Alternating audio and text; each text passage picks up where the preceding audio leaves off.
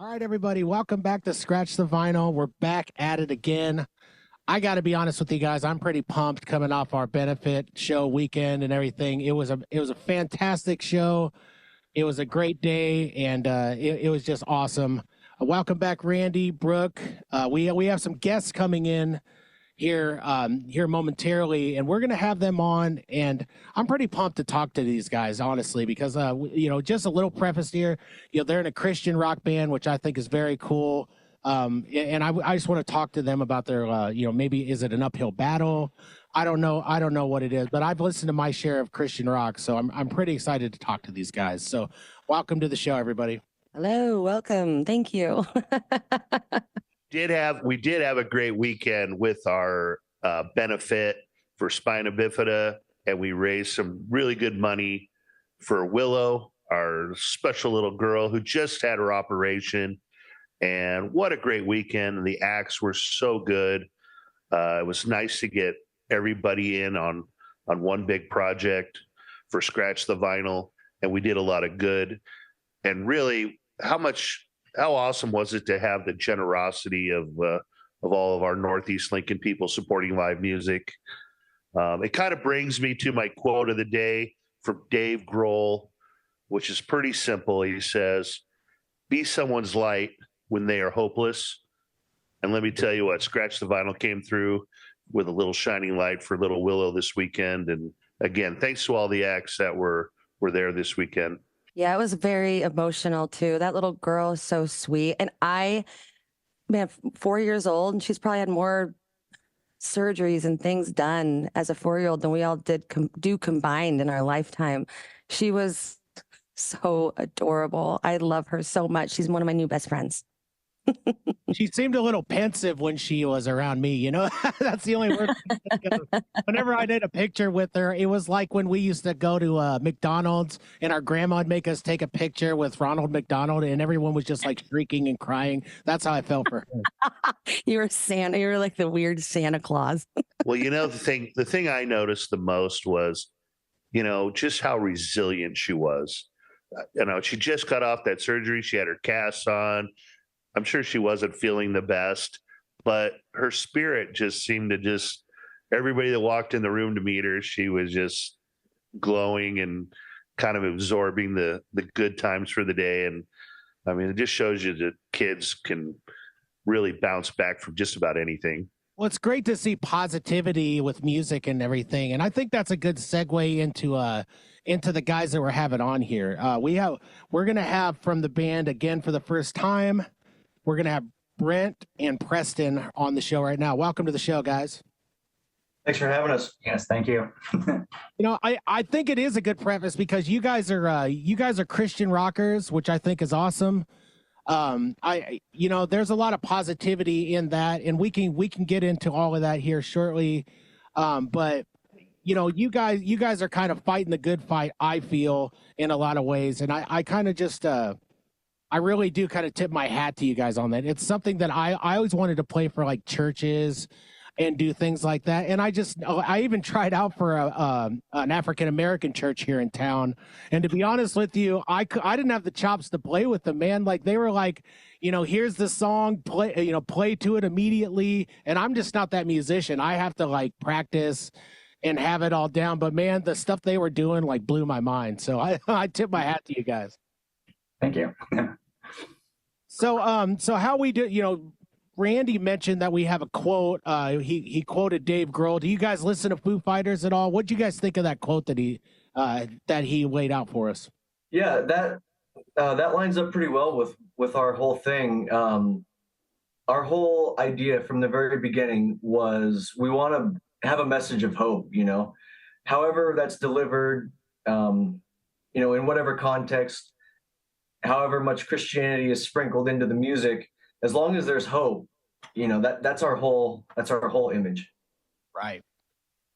Well, someone who's not necessarily spreading hope right now, but just topped the charts is Eminem's new album just came out, and he's kind of doing the opposite. But I mean, for those of us who grew up around it, and I did, I was a high school kid who was into, Limp Bizkit, Eminem, all these bands.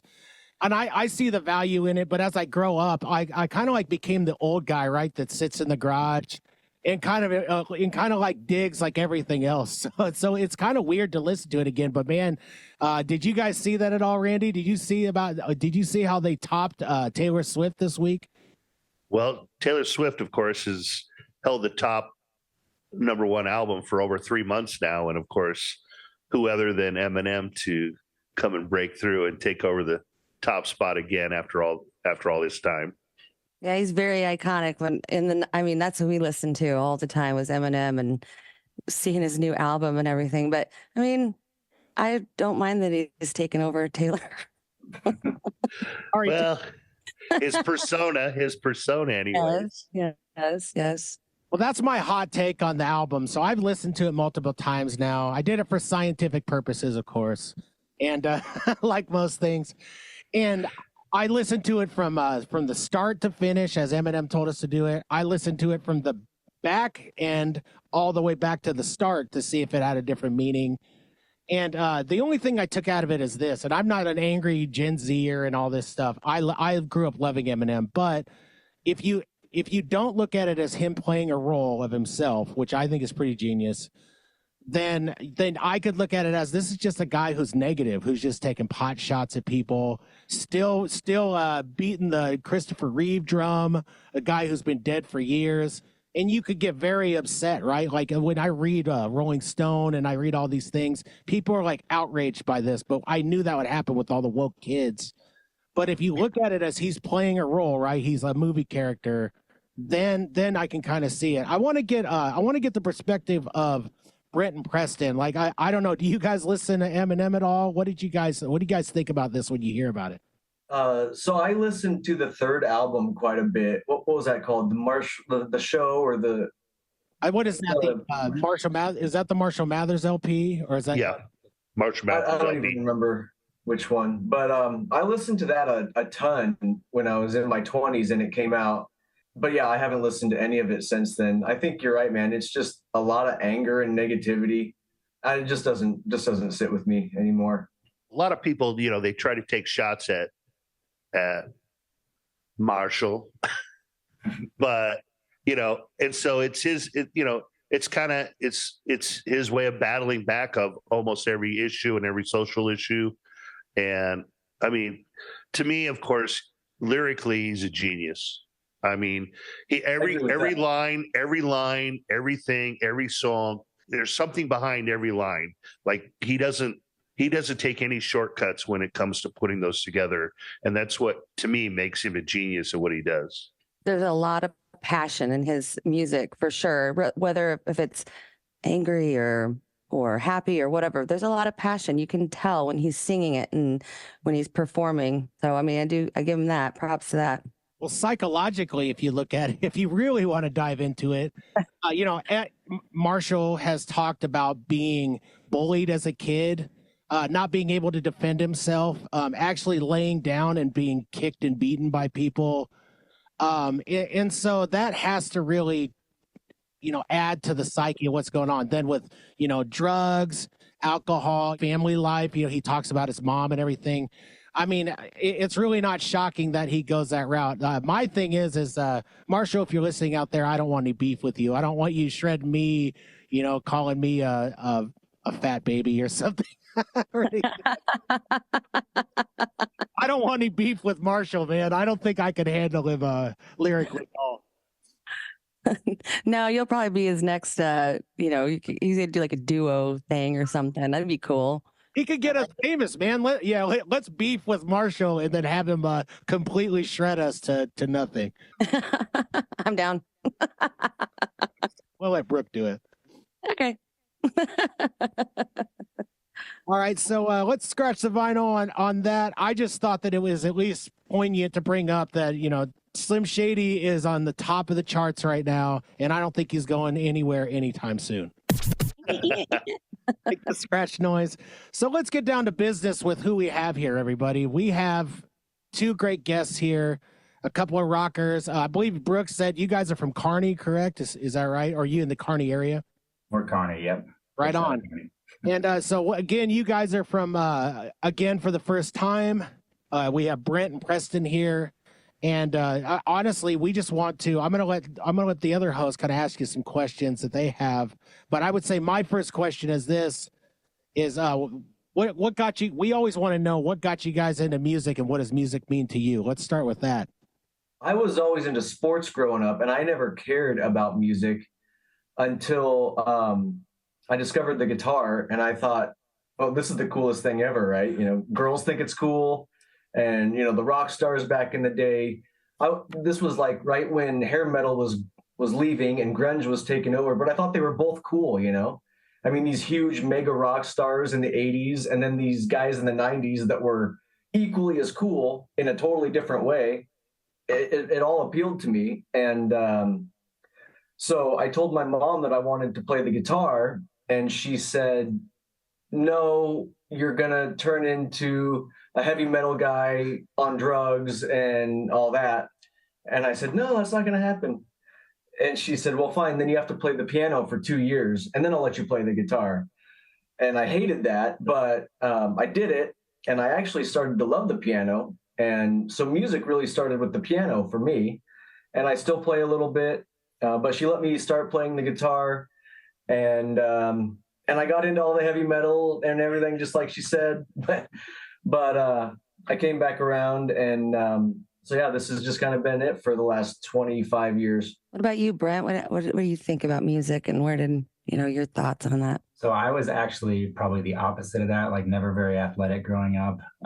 Just always like very interested in music, like any kind of music, like rock, pop, country, just everything like appealed to me.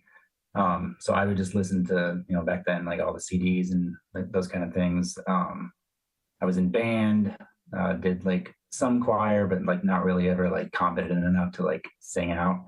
I was like a closet like singer in my car, just everywhere I could sing. And then eventually kind of worked into like singing in church, singing at like public events or whatnot in my 20s. And then just in my 30s, just finally having the opportunity to like join a band like this and like start singing exactly the kind of music that I love doing. So I have to say something. We were talking about going to church and singing. I think they're the least judgmental people. Like my grandmother would belt stuff out, and then the lady beside her would like try to get higher and louder, and we all just sang, our hearts out.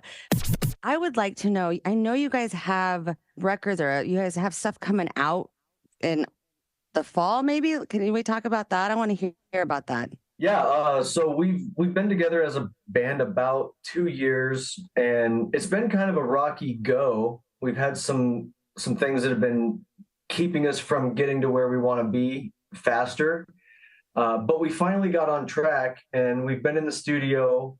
What was the first day, in May or June? Yeah, back in May, like this last week in May. So it's going to be spread out over a lot of months that we're getting into the studio just because of schedules and all that. But we're planning on spending about 5 days total in the studio, and we're going to have 7 or 8 songs when we're all done. And we don't really know when that'll be yet, when mixing and mastering is all finished. But yeah, hopefully, I was thinking like roughly maybe Thanksgiving is when the album might be out, but we haven't figured that out yet. So it's all original. Like, who does the writing, the singing? Like who's who here? I would love to know more about that too. Yeah, so I play guitar. Brent is one of our 2 singers. We have male and female vocalists, which it gives us more texture than most other bands have. We have a lot of different textures and dynamics because of that. And we also have a keyboard player, and that's the other thing that kind of sets us apart and gives us more sound options than a lot of bands. As far as writing, it's mostly Brent and I. So far, yep. You've written like 3. I've done 1. And then the band kind of comes together when we like rehearse and like kind of finish it. So everybody has like a final say and like, Yeah, as far as initial ideas, Brent and I have brought mostly finished pieces to the band. And then the band everybody puts their own thing onto it. So you could say like, I wrote this song or he wrote this song, but really everything is the band. It doesn't matter who wrote the biggest chunk, because when it gets to the band, everybody puts their own thing on it, and it always changes. It doesn't matter if I can sit down and play something that I wrote all the way through and it's a finished song. once the band gets done with it, it's not the same as what I brought in or what he brought in. So it really is a group effort. And I'd never written as a group before. And it's been incredibly rewarding. It's better than doing something all by yourself, I think. I've loved everything that we've done together creatively as far as writing goes. So are you guys more so lyrically first and then kind of come up with the music afterwards? Brent doesn't play any instruments, so Yeah. I mean, I do like with like saxophone back in like band days, but like professionally, like I could probably play like a scale on the piano, but like not anything like these guys do. The one song that I did bring in for the band, or one of the songs I brought in, I got this like melody idea in my head one day and just kind of started writing like lyrics to go along with it. And then it turned into, I had like all the parts, like verses, chorus, pre-chorus, bridge, and all that stuff. And in my head, I knew what I kind of wanted it to sound like, but I don't have like that theory ability like these guys do. And so I brought it in one night and literally, I think I just sang it, just sang it out loud. And then Preston on guitar and like everybody just kind of pieced like everything together and they were talking chords and then it like kind of just all spilled out and it was pretty exactly what I had like envisioned. Everybody has a kind of different process to putting their music together, and especially with you guys where you have, you know, if everybody in the band is a big part of that, it's kind of fun to see how everything all comes together, especially if like one of you is really strong writing and the other is really strong in the music, and so I love that you guys put that all together like that. Well, I always notice when you have bands that do that and you guys just mesh and you have a good energy, you can tell. And sometimes not all members kind of do that. And you have to find new ones, or, you know, when you find that your soulmates, your soul bandmates, it completely changes the whole dynamic of what the music sounds like. And I've watched bands like that. And I think, you know, I've listened to you guys play a little bit. You've sent me some things and it's beautiful. I mean, I've heard Brent sing and he has a very gorgeous voice. Thank you. Thanks. Well, that's how you get the soul of your, you know, that's how you create your own, that's your sound. And so that's what we love. Absolutely. And do you guys have any musical influences, especially in the Christian world right now? I know a couple of I have a couple bands of mine that are favorites of mine still to this day that are professed to be Christian bands. POD's one of them, Payable on Death, and also the band Red. Those bands, I mean, you don't even have to be a Christian to listen to those and go, these guys are top notch at all times. But then when you dig into the message, you're like, man, these guys are really doing it. I mean, are these like the type of influences you guys have, or what do you guys listen to get you guys pumped up? Yeah, like, so those bands and like Skillet, you know, those are bands that fit into what you were talking about. Just in general, I don't really actually like a lot of the mainstream Christian music. I think most of it's pretty stale. Like the bands you mentioned break that mold. And I think that's what makes them cool. It makes them appeal to more people than just, you know, Sunday morning people in church. Mm-hmm. And so that's kind of what we're aiming for, you know. We don't want to be a band that only people who are already going to church every Sunday can listen to. We want to be a band that reaches people, you know, who don't go to church, or life is hard and everybody needs something to look up to and look forward to. And so we want to be that, whether you're a believer or you're an atheist or, you know, life is going great, whatever. Everybody needs to kind of be reminded from time to time that, hey, you know, things can get better and you can make it through whatever you're going through. So that's really our message. When I was younger, I used to listen to a lot of Christian rock, or, you know, and we'd have it on the radio, K-Love, and the morphing of the Christian music. It used to be, I don't want to say like, you know, but it morphed into like, we have rock, we have rap, we have country, but it's all different kinds. And there's so much out there. And the lyrics that they have are so inspiring. And I always wondered, like, Mom, like, why are we listening to K-Love again? You know, she's like, just listen to the music. And now you have all these genres, and I love it because it makes you, all different kinds of people want to listen to it, no matter if it is just, you have this stigma, this thing about Christian rock, but it's actually just the most inspirational, fun, you can still headbang. I mean, come on, mosh pit's cool too. Absolutely. Well, I think that's how we started. Be the light, be someone's hope, when somebody's hopeless, be the light. And that's what our music's all about. I don't know if you guys know this or not, but I actually have a Christian song that I wrote out also called "Without You," and I wrote it. I was inspired. I came into Christianity later in life.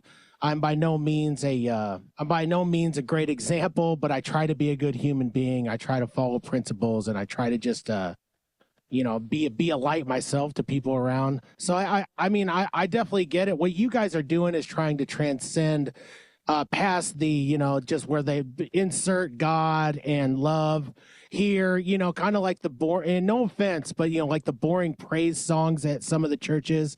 And it's like, yes, I love it, but it's like musically we want more. And I think that's what you guys are telling us. You're trying to give us more there, aren't you?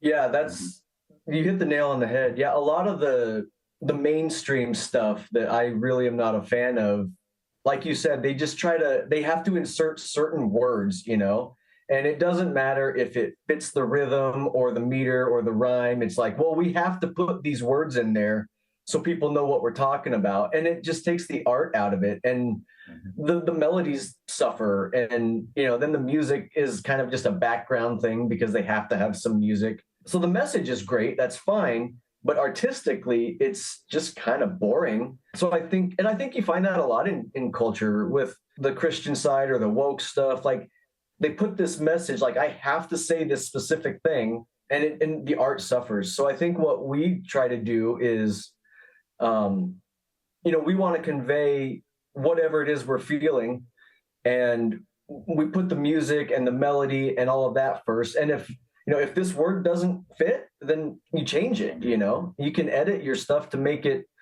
We put the art first is basically what I'm trying to say. Well, it's kind of like rap, right? I mean, like they could just curse every other word, but where's the art in that, right? Like, yeah, it's funny, if you're like a 12-year-old kid, like, well, I'm still a 12-year-old kid at heart, but it's funny, but it's not, because it's like, to me as a person who also writes music and poetry, I just think like, man, there's like a billion words that you could use. There's so many words and things that you could say, inflections. Like, can't you go somewhere else with that? And that's kind of how people view, unfortunately, Christian music and Christian rock. I mean, we're by no means downing it, but no, I think there's a place for it for everybody. But I mean, even like the hymns and stuff that you listen to, the old school hymns, they're not even doing that to a point. So it's like it's like they became sterile, like the Nashville sound in country, but with Christian music is just, we're just going to insert God, love, the Bible, Jesus, and those are our three main hitting points, and then we'll have if, and the in there, and we got ourselves a song. That's crazy, right? That's not what music is. Yeah, you're pretty right on there. Something you guys said on one of your earlier shows, a Dave Grohl quote, where you could play a song to 80,000 people and they'll all sing it back to you for a different reason, right? Like it's supposed to be interpreted by the listener, whether it's a painting or a song or whatever. Art is as much for the receiver as it is the person creating it. So yeah, when you try to boil it down to something so specific that you're telling your listener, this is exactly what I want you to think, then it's not art anymore. So yeah, if you have to change a word, it doesn't change the song. Like you can still be saying the same thing, but if it gives your audience something that they can relate to and interpret it in their own way, then you're doing well. So we try to, it doesn't matter if I have to change this word because it doesn't work, that's fine.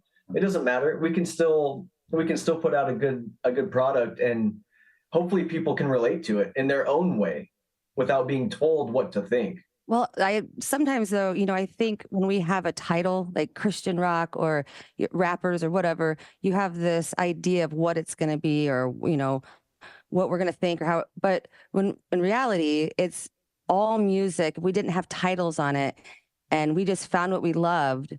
I think that we would probably open our minds a little more to different kinds of music. So I would say, I don't like country, but I'll like some country music. And I'm like, okay, well, maybe I do, maybe I love country. I don't know. All right. Well, this is a good place to kind of move on, kind of refresh ourselves and maybe talk about the Elegant Sasquatch, talk about our other sponsors. So let's sit in on this commercial with the Elegant Sasquatch. And when we get back from that, we'll talk some of our other sponsors and we'll get back to it with our guests, Brent and Preston.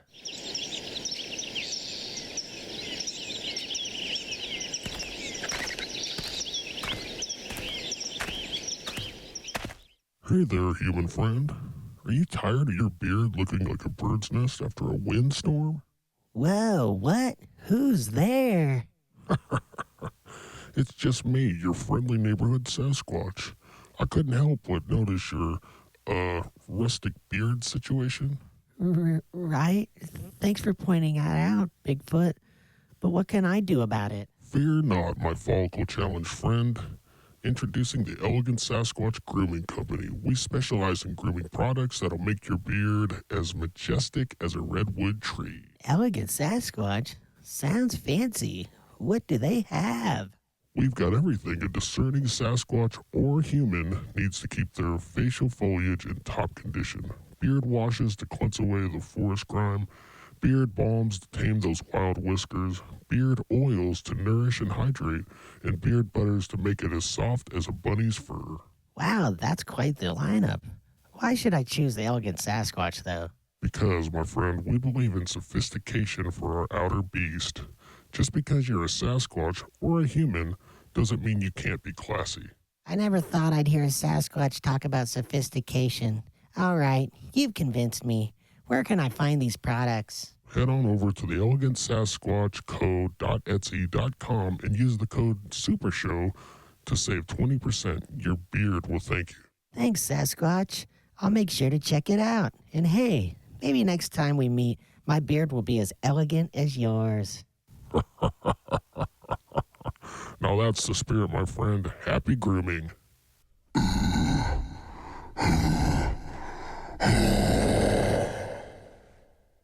All right, that was the Elegant Sasquatch commercial. I hope you guys enjoyed it, and we have more wackiness to come in the near future. So get that beard product from the Elegant Sasquatch Co. on Etsy and tell them that Scratch the Vinyl sent you. Also, let's get to some of the local sponsors. Let's get to none other than Roots Music Shop, everybody. Stop going to the big old corporate places and getting charged too much for everything. Go see Ryan at Roots Music Shop. Get those instruments fixed. Get yourself some vinyl records. He's got those. You could scratch the vinyl on that anytime you like, just not at the store. And get those instruments fixed. Get those guitars fixed. Buy those vintage instruments. He's got all sorts of new, used, everything you can think of there. So get to Roots Music Shop and also get the Sly Ink tattoo. Stop going to Becky's Boring Ink Emporium and get yourself a real tattoo. Don't get this ridiculous tribal tattoo that I got it when I was 16. Thought it was cool. Thought it would get me chicks. Get a real tattoo. Ladies like the real tattoos, and they like them from Bryce at Sly Ink Tattoo. We just want to thank you guys for listening to the show, and thank you for supporting our sponsors. And now let's get back to our interview with Brent and Preston. You guys play in local, where do you guys, where can we go find you? Yes, what we got coming up? We got a show in August here in Kearney at the Outpost, August 9th. That's a Friday. And then we just booked August 23rd. August 23rd at the Upper Room Brewery here in Kearney. 2 shows in August. 2 shows in August. And we're in the studio a lot right now, so we're not booking as many shows. We should come to Lincoln, though, and do a show with you guys somewhere. We would love that if you did. Absolutely. Yes. I mean, come on into Kelly's actually, because we just did a fundraiser on Sunday and it was the most uplifting, beautiful. I mean, it was so much fun. And I think and our crowd there, they're pretty cool people. And I think you guys should come down and do a show for us. I would love that. We're working with some really good venues right now that are really into promoting our, local live entertainment. And that's really what our show is all about.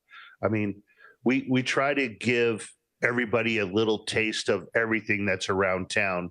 You guys fit into another genre that we're really trying to get out there for everyone. And obviously we'd love to have you come to town. So let's book those dates. Let's make it happen. Well, Make it Randy, happen. you're our resident 80s guy. I mean, wasn't there Winger and Striper? Weren't those guys like Christian bands or something? Yeah, we had a few that could rock pretty good. Like, God, I love that. And they're like, well, that's a Christian band. I'm like, really? Like, man, I just think they shred the guitar, I think I was in, there was an old venue. I think it's over on Centennial, whatever that place was. And I went to, I think it was a DC Talk, but then it was like Pantera. And I was like, Yeah. I know. I'm like, I don't know what concert I'm going to, but yeah, it all kind of meshed together. Well, I noticed you brought up earlier, you said you went through your CDs to listen to stuff. I said, but on this show, we got to know, do you guys have any vinyl? Do you guys like to put on the old vinyl and scratch it a little bit? And you guys got a good, good selection? I had a huge box of vinyl a couple years ago that a coworker had given me. He was like, man, I'm moving again. I've moved these things like 4 times. I'm done with it. They're going in the trash or somewhere else. And I said, well, I'll come get them. My parents never listened to a lot of music growing up. That's why I was more into sports. But I got this box of records, and it had like a bunch of ZZ Top and Molly Hatchet stuff in there. And that was great, but they were in not very good condition. So I got a cheap record player, but a lot of them were scratched and they didn't play very good. But yeah, I never really got into the vinyl all that much, but I get the appeal. And yeah, when I was younger, I mean, it was mainly CDs back then, but I actually do have like 2 record players now. One of them we actually had kind of restored. It almost looks like a giant boombox, but it can do radio. I think there was even an option for like 8 tracks, which I never had any of those. But it's a record player as well. And so I've got like a bunch of my mom's old records from when she was younger. A very broad range of music and stuff, but like I think there's like some Commodores, one of the Bee Gees albums, a lot of Amy Grant because my mom loved her growing up, and she's one of my favorites now too.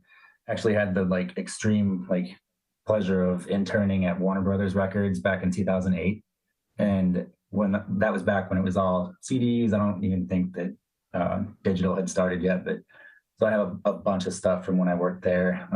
The White Stripes, the Rockin' Tours, just all sorts of cool stuff like that. Disturbed, like, yeah. Well, if you're old enough as me, I know exactly what 8-track tapes are. I saw you giggling over there. You're like, Well, let's just say you'd play those until the tape snapped, and then you'd have to go buy the album. Yeah. But I love that collection you have. Actually, that's you touch on a lot of good old stuff that I grew up enjoying. So I love that. So we always like to find out where our guests are on the vinyl scene. It's kind of come back is the whole point. Is that even if you find your way and listen to some old ones that have some scratches to them, there's something about that texture of listening to the needle scratching on the vinyl and getting the full effect. We appreciate your perspective on that. Yeah, a lot of bands are starting to put their brand new albums on vinyl again, and like Walmart has an entire section, and record stores are popping up all over the place. In fact, I heard somewhere that putting your album on vinyl isn't really working very good right now because so many people are doing it. They can't find vinyl. There's a waiting list. Yeah. It's like there's a shortage because so many people are getting back into it. That's why they're doing the colored. That's why all the new ones are on the color, because it's a different material, and so they're marketing it as, oh, you're getting this special album. But honestly, they just don't have enough of the material because they printed so much of it, which is a great problem to have. I read that records right now have eclipsed sales. I mean, like at record volumes, which I can tell why, because every record's like $60, now. But I mean, I will say this. If somebody wants to get rid of their albums and they're tired of moving it in the Lincoln area, you can call me anytime or you can email us at scratchthevinylpodcast@gmail.com and I would be glad to take them off your hands. Hey, share the vinyl, man. Share the vinyl. That's the next teeth and elbow grease on that deal. Well, I want to bring up something to you guys, and I want to get your opinions as Christian rockers. And this is something that's really important to me. The band Creed, okay? Let's sound off on Creed and Scott Stapp. Is Creed a Christian band or are they not? Were they just labeled as that? I know Scott Stapp had his problems with alcohol and getting into fights with people and everything, but what say you on Creed? So I was a huge Creed fan. My Own Prison was one of those songs where the first time I heard it, I remember the first time I heard it, I was driving in the first car that I ever had. I remember the street I was driving on, and that song came on the radio, and I had to pull over into a parking lot to finish listening to it because it was so good, I thought. So, yeah, I listened to those first three albums, I think, until they stopped working. I was a huge Creed fan. I've seen them live a bunch of times. And then followed Mark Tremonti. I'm a huge Alter Bridge fan after that too. But no, they're not a Christian band. They're just a rock band that isn't afraid to explore Christian topics. You know, kind of like Live back at the same time period. They had some people saying, oh, they're a Christian rock band. If you listen to all the songs on the album, they're definitely not a Christian rock band, but they talk about God. And I don't know that it's even a thing that needs to be distinguished. You know, Brooke, like you said, you know, different genres, like maybe you like something, you just didn't like the title, you know, like, you know, people don't like classical music, but then you listen to guys like Yngwie Malmsteen, like that's what he does. He plays classical music on the guitar and it sounds like heavy metal. I don't like titles. I don't like genres. I like exploring ideas musically and artistically and giving your listener the opportunity to interpret for themselves what it means to them, you know? I have a request here, Cain. Could you maybe join their band for just a second and get a hymnal and do a rap of a hymnal? I think that'd be I have a badass. rap machine, but it would have to be kind of like it would have to be kind of heavy, you know, like maybe like Drop C or something. Do kind of like a Limp Bizkit style, you know, hymnal type song. I don't know if we'd barely be praising the Lord on that thing though. You could do it. Amazing grace, amazing, you know, whatever. That sounds really, you know, like get a little, and then you could do the turntable or something, or the noises, Randy. I can do the nothing. I'll scream and yell and yay. Brooke's our local tambourine player. So if you could, if we could fit a little tambourine in there, she can do it. I love the take that you guys have on all that, because I think that's kind of, we try to put out that message that, you know, music's for everybody and nothing needs to be put in a box. Well, have you guys tried getting into some venues in Lincoln? Have you tried to book Lincoln or played in Lincoln very much? Not yet. We did have an opportunity a while back. We had a church reach out to us in Fairbury, and it just scheduling wise didn't work out. But we're definitely wanting to expand our reach. We've done many shows here in Kearney at the Upper Room Brewery, which is a local like Christian drinking establishment. Just kind of like low key, very laid back, just good vibes. We did play a show at the Steeple Brewing Company in Hastings back in March, and that was awesome. They were great to work with, and kind of just went over there on a Friday and just set up and played. Couple like random. We played Grand Island parties. Yep. Yes. Yep. But yeah, I haven't made it out of the Tri-Cities yet, but it actually just yesterday, I got a message from a friend of ours who's thinking about opening a booking agency here in town. And he's been playing in bands going statewide and even out of state for at least a decade, probably more. And he's got a lot of contacts. So, you know, that's one of the things, like you can cold call a venue and say, hey, I've got a band. Can I come play? Well, from the venue standpoint, like I get it. I don't know if you're any good. You might just be some kids in your bedroom that can't play, and I don't want to book you. So, you know, with the album coming out and we're starting to get a Facebook and a YouTube presence of some live recordings, so people can see that we're legit and, talking to a booking agent. So hopefully here in the fall, when the record comes out, we'll be able to expand a little bit and start traveling across the state a little bit more and get to some new audiences. Are you guys going to get like a bus, like one that barely runs like Cain had? We could. Call it Take the Wheel, Jesus. Yes. We'll definitely help you get the word out if you guys hit our area, because we'd love to get you guys into town. Ask you this, Randy, as a former booker and bar owner and everything. I know when I used to book people, I used to book for other bands. I booked for my bands. I would do the cold call thing, and then I would earn my spot, right? I would play at a discount for the first show, and then we would prove our worth and get people riled up, and then they would continue to have us. How did you handle it? Because it is hard when people come in from out of town, like say Kearney or something like that, into Lincoln. It's hard for the owner to want to not have that type of sell. How did you handle that in terms of having someone from like the Tri-City area come in when maybe they didn't have the presence that in the area? How did you handle that? Well, pretty much kind of like what he was talking about. They would either send me demos or have video clips I could watch, and I'd get a sense of kind of who the band was, and then that way I could promote it to our local crowd. And I was fortunate enough to have people that would support pretty much whoever I brought in, as long as I kind of gave them a little taste of what they were coming for. And so, it's really about working with good venues that have people that support just basically all live music, but are not afraid to, in this case, maybe check out a new band or a different band, and especially guys that are writing their own music. I always had a certain crowd that didn't want to come and see cover bands. I think cover bands have certain venues that work well at.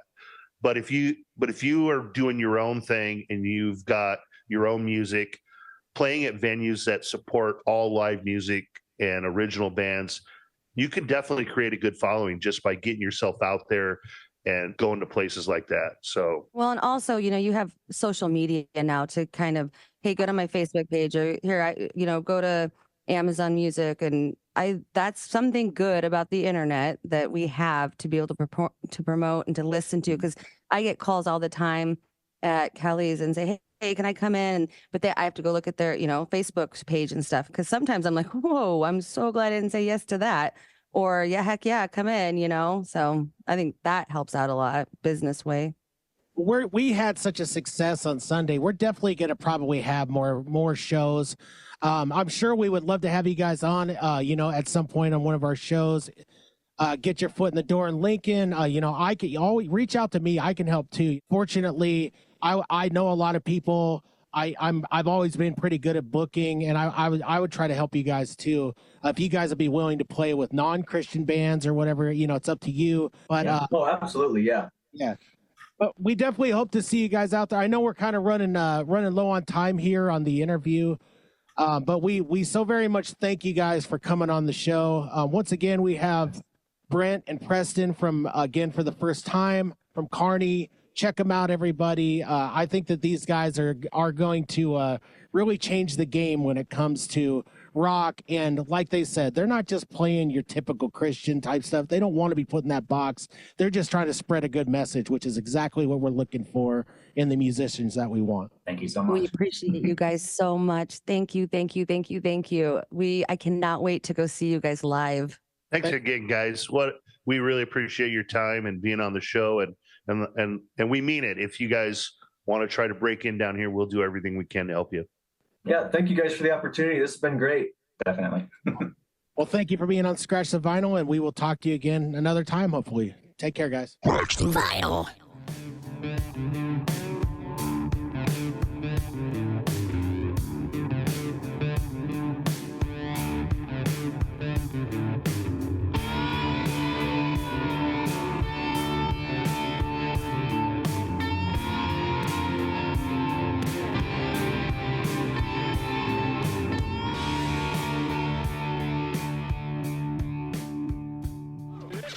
Brent.